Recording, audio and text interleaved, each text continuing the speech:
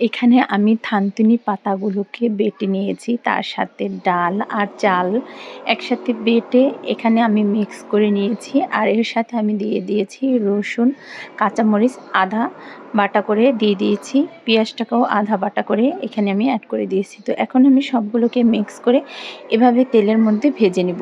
আর এই বড়াটা খেতে ভীষণ মজা, খুবই মুচমুচে হয়ে থাকে। আর এই বড়াটা খেলে শরীরের জন্য অনেক উপকার হয়। তো এই বড়াটা কিন্তু আমরা গ্রাম দেশে আমাদের যেখানে সেখানে হয়ে থাকে। আর এটা কিন্তু আমরা ঢাকার শহরে কিনে খাই। তো এটা কিন্তু এই পাতাগুলোকে কিন্তু টেকে পাতাও বলে। তো এটাকে কিন্তু আমরা গ্রামের ভাষায় থানতুনি পাতা বলে থাকি। তো এই পাতাটা দিয়ে এভাবে সুন্দর করে বড়াটা তৈরি করেছিলাম। আর এই বড়াটা খেতে মাশাআল্লাহ অনেক মজা হয়েছিল।